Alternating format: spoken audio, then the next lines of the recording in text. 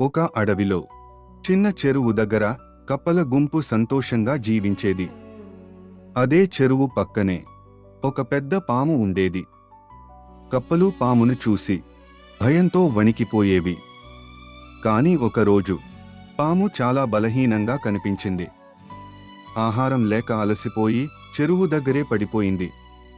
ఒక చిన్న కప్ప ధైర్యం చేసి అడిగింది, పాము అన్నయ్యా, ఎందుకంత బలహీనంగా ఉన్నావు? పాము మెల్లగా చెప్పింది, నా ఆకలికి నేను శత్రువయ్యాను. బలంగా ఉన్నప్పుడు అందరినీ భయపెట్టాను. ఇప్పుడు ఒంటరిగా మిగిలిపోయాను. కప్ప ఆశ్చర్యపోయింది. అది మిగతా కప్పల దగ్గరకు వెళ్ళి అన్నది, భయమే కాదు, కొన్నిసార్లు కరుణ కూడా అవసరం. కప్పలు కలిసి పాముకు ఆహారం తెచ్చాయి. రోజులు గడిచాయి. పాము అలా రోజు కప్పలు తెచ్చిన ఆహారం తిని మళ్లీ బలంగా మారింది.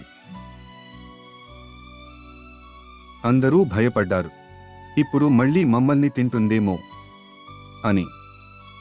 కాని పాము చెరువు దగ్గర నిలబడి చెప్పింది, మీ దయ నన్ను మార్చింది. భయం బలాన్ని ఇస్తుంది, కాని దయ మనస్సును మారుస్తుంది. కప్పలకు అర్థమైంది, ధైర్యం అంటే శక్తి కాదు, కరుణతో తీసుకున్న నిర్ణయం.